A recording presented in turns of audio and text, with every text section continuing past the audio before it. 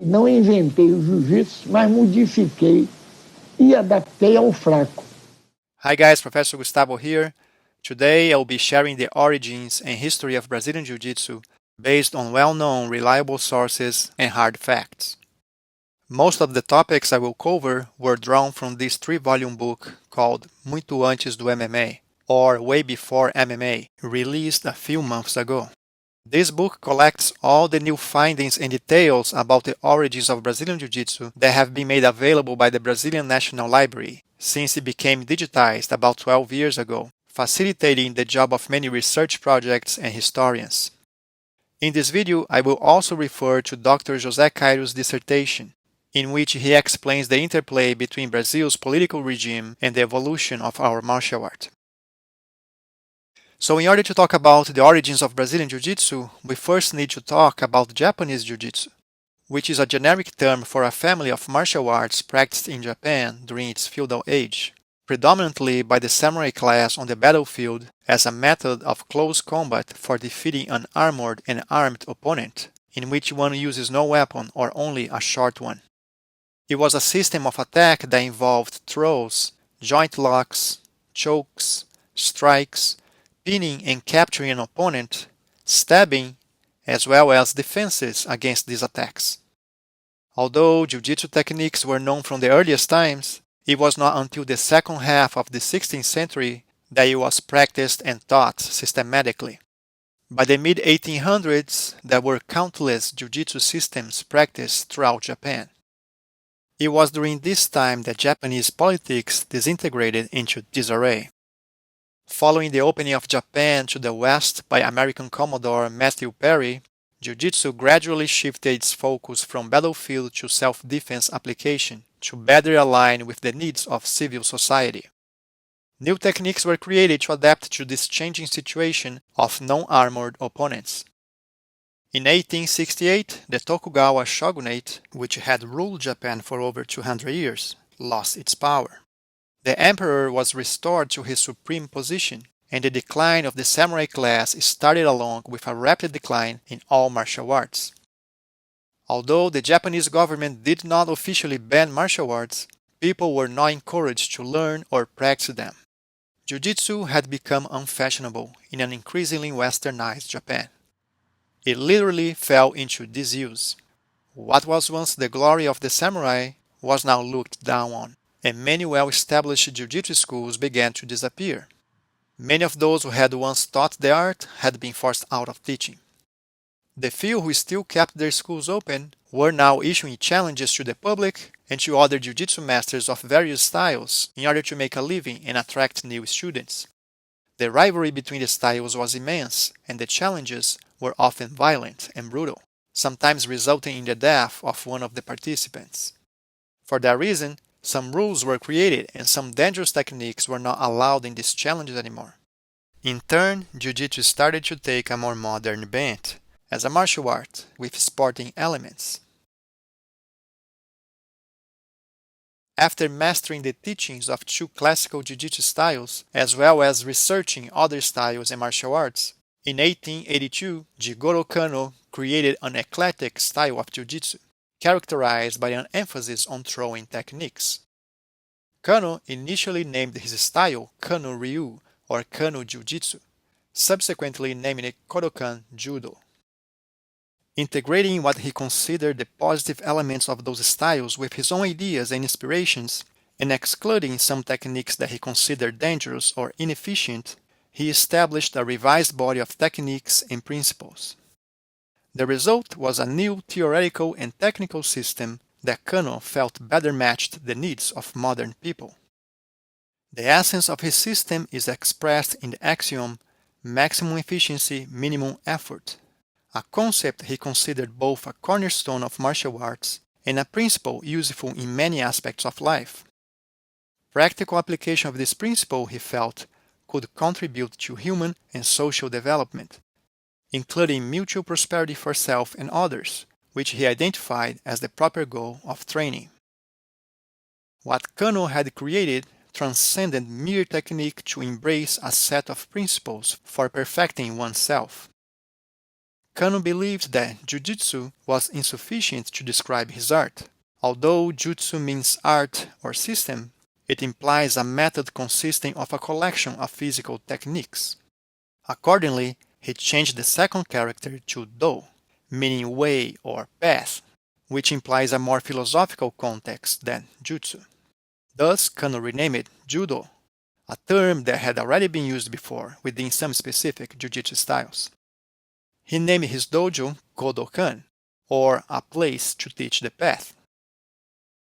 In the following decades, marked by intense rivalry and exchange of knowledge and techniques with other Jiu-Jitsu schools, Kano enriched his art by incorporating advanced groundwork techniques. Kodokan Judo proved its effectiveness in Japanese territory, defeating most Jiu-Jitsu schools and inviting them to follow the Kodokan curriculum, which most of them did, helping to consolidate Kodokan in Japan. It was now time to export this new, modernized style of Jiu-Jitsu to the Western world. For several decades, the distinction between Judo and Jiu-Jitsu was not clear even in Japan. During the late 19th and early 20th century, outside of Japan, the lack of differentiation between the terms Judo and Jiu-Jitsu was compounded by a lack of consistency in transliteration and usage of the terms when transitioned from the Japanese language to Western languages. In addition, Judo masters were not the only ones traveling to the West. Jiu-Jitsu masters were also on a mission to export their art, often training and traveling together with their Judo compatriots, as we can see in this video of Judo master Takisaburo Tobari, demonstrating a series of techniques partnered by Jiu-Jitsu master Taro Miyake in Paris 1912. Jiu-Jitsu became the new craze in the Western world, fueled by the victory of the Japanese military over the Russians in the 1904-05 Russo-Japanese War. The effectiveness of their martial art, especially the ability to defeat bigger and stronger opponents, was commonly associated with their victory in the war, where the smaller nation defeated the bigger one. Even President Ted Roosevelt became an avid Jiu-Jitsu student. His first instructor was fellow American John J. O'Brien, who for 10 years served as a police inspector in Japan, receiving a Jiu-Jitsu diploma from the governor of Nagasaki. In subsequent years, the president would continue his Jiu-Jitsu training under Judo master Yoshitsugu Yamashita. Jiu-Jitsu was a generic and broad term used to identify the martial art practiced by the Japanese masters, regardless of their style. The terms Judo and Jiu-Jitsu were used interchangeably even by the Japanese, as we can see in the title of this book, written by Judo master Mitsuyo Maeda, originally published in 1913 in the final years of his European tour. Maeda toured Europe along with Jiu-Jitsu masters Taro Miyake and Sadakazu Uyenishi. Uyenishi would join Maeda's troupe again in the following year, in Brazil. Here's another example from 1937, authored by Jigoro Kano himself. This 40-volume book was published by the Japanese government and aimed to promote Japanese culture to tourists visiting Japan. Kano probably recognized that the term Jiu-Jitsu was still very common in the West. Jiu-Jitsu and Judo would prove their effectiveness through challenge matches against other martial arts, especially wrestling, boxing, and catch wrestling. The rules would vary greatly even from one round to another, including gi, no gi, and no time, no weight limit matches. These challenge matches were extremely beneficial to the Japanese masters, helping them to further refine their martial arts skills. Some of them became quite famous and started to make a career as prize fighters. The Japanese also taught their art to the military and police force of several countries in the West. In 1908, the Brazilian Navy hired 2 masters from Kodokan. Sada Miyako, his real name was Miura Sakuzo, and his assistant, Yume Kakihara. They both identified themselves as Jiu-Jitsu instructors. They came from Japan aboard the Brazilian training ship Benjamin Constant, where they taught their first lessons to the cadets aboard. Once on Brazilian soil, the Japanese masters taught at the Naval Academy in Rio de Janeiro, producing many Jiu-Jitsu instructors, who were then in charge of spreading the new martial arts to their military branch. Sada Miyako also performed in challenge matches and public demonstrations. In one of those challenges, he faced capoeira master Francisco Siriaco. Capoeira is an Afro-Brazilian martial art developed over the centuries during the period of slavery in Brazil. The elitist Brazilian Navy faced hard criticism from nationalists who favored capoeira as the ideal self-defense system for the military. The crowd burst into cheers when Siriaco knocked out Miyako with a circular kick called rabo de arraia or stingray's tail. Siriaco was immediately elevated to celebrity status. Miyako kept teaching at the Navy for a few more years until the end of his contract. One of his students, Mario Aleixo, kept Miyako's legacy alive by mixing up the Jiu-Jitsu that he had learned with boxing and capoeira, creating a unique self-defense system which was taught in the Brazilian Army for almost a decade. In September of 1914, a troop of Japanese masters arrived in Brazil, led by Mitsuyo Maeda, also known as Conde Koma. Maeda was a very experienced martial artist. He had trained at Kodokan in Japan for 10 years and had then traveled the world spreading his art, along with other Judo and Jiu-Jitsu masters for another decade before arriving in Brazil. He was one of the most vigorous promoters of Judo in the West, although not by teaching the art, instead generating recognition of Judo through his many combats with contenders from other disciplines. Maeda's involvement with prize fighting, which was against the strict moral codes of Kodokan, may have troubled his relationship with it. This may explain why he and other Japanese professional fighters had their belt promotions slowed down enormously. Maeda was also familiar with no-gi grappling, having competed successfully at catch wrestling tournaments during his tour in the US. Maeda's troupe in Brazil consisted of 3 Kodokan Judo masters, Satake, Shimizu, and Okura, in addition to Jiu-Jitsu master Sadakazu Uyenishi, also known as Raku or Laku in Portuguese. They moved throughout the country teaching thousands of military cadets, giving demonstrations and accepting all challengers, settling in the Amazon region in 1916, during the start of the downturn of the rubber-based economy. In the beginning of that same year, 2 members of the troupe, Satake and Laku, were offering Jiu-Jitsu classes at the Alcazar Theater in the city of Manaus. Maeda was also teaching in Belém do Pará. Aware of the great success of the Japanese fighters in the Amazon region, a Scottish Brazilian entertainment entrepreneur named Gaston Gracie hired the troupe to perform challenge matches in his circus. Along with theaters and cinemas created to entertain the emerging middle class in the Amazon, circuses filled their tents by staging blood sports type of spectacles. It was around this time that Gaston's eldest son, Carlos Gracie, joined Maeda's dojo. Carlos, a 15-year-old teenager at the time, studied under Maeda and his senior student, Jacinto Ferro, for no more than 3 years, acquiring a solid foundation before moving to Rio de Janeiro with his family around 1920. Carlos' exposure to Maeda's teachings occurred under a circumstantial combination of factors that determined the nature of his apprenticeship. Maeda's lack of interest in training students to perpetuate the Kodokan Judo School is noteworthy. For example, he ignored the belt ranking conceived by Jigoro Kano, which constituted one of the pedagogical foundations of the Kodokan Judo School. Moreover, Maeda at this time was deeply involved in prize fighting. Under these circumstances, by employing the generic label Jiujitsu instead of the specific name of his school, Judo, Maeda was consistent with his current professional prizefighter status. Lastly, the absence of students who had trained under Maeda in the Amazon and graduated with the rank of black belt is emblematic. It confirms that he did not intend to create local lineages of Kodokan Judo practitioners.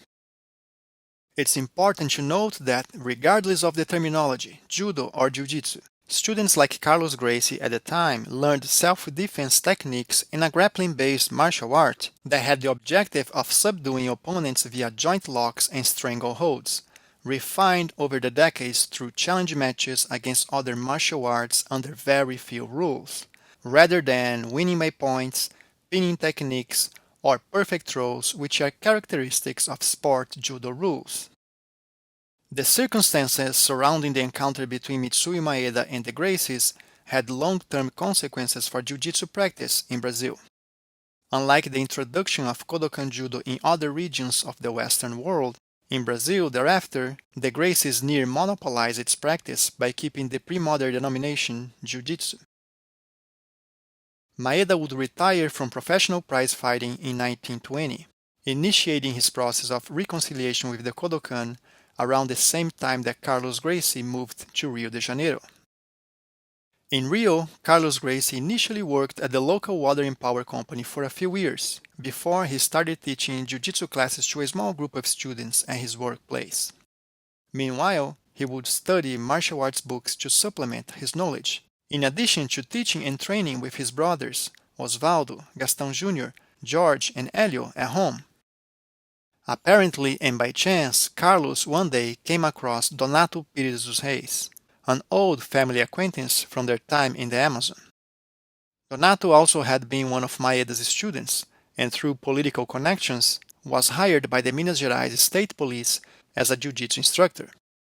Donato then invited Carlos to be his assistant. He accepted. Carlos taught jiu-jitsu in Minas Gerais from 1928 to 1930, deciding to pursue his career as a professional fighter after that.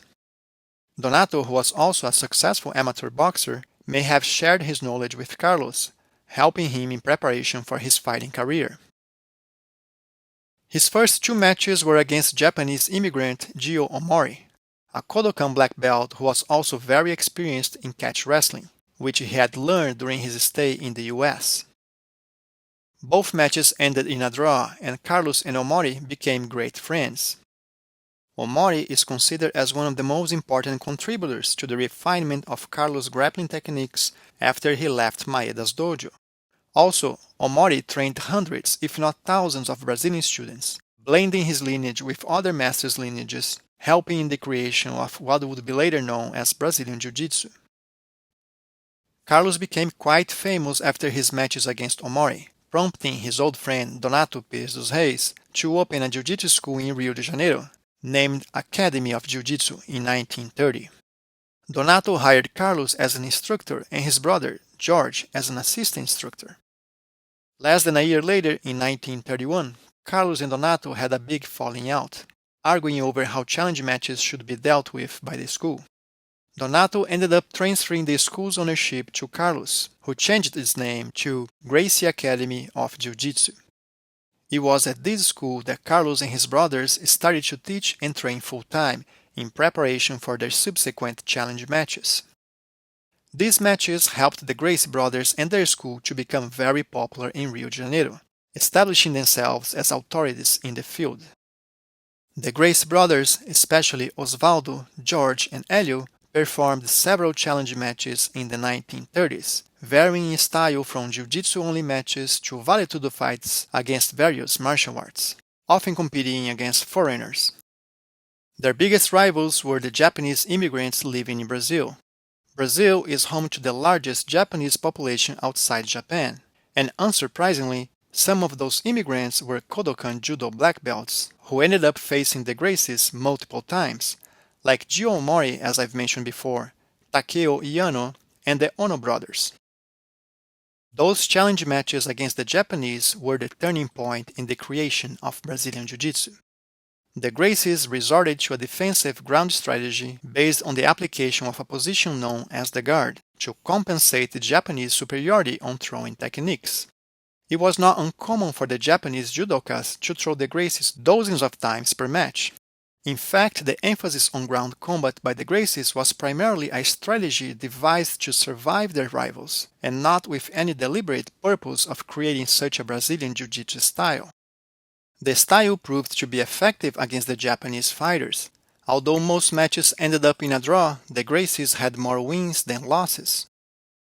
Over the years, with the addition of new rules by the Kodokan, the growing specialization in standing techniques led the Japanese fighters to gradually neglect ground combat.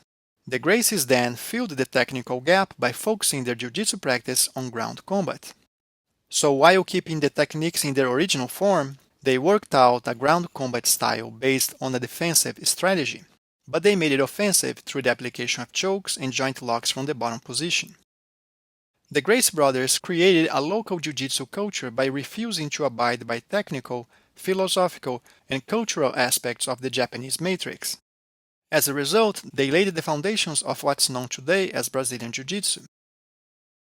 It's also important to mention that the Gracies had the support of a very nationalist political establishment at the time, which described them as symbols of our nation, helping in the creation of a national identity for their martial art. Their association with the establishment also helped to protect them against occasional misdemeanors, as in the infamous incident with catch wrestler Manuel Rufino dos Santos, where Gracie brothers Carlos, Hélio, and George were charged with battery. The brothers were eventually pardoned by Brazilian President Getúlio Vargas in 1934. The Gracie brothers had many children between them, most of whom were trained from a young age, resulting in the next generation of Gracie fighters, who continued to improve and develop their style, also adding new techniques from other martial arts and eventually spreading it to the world.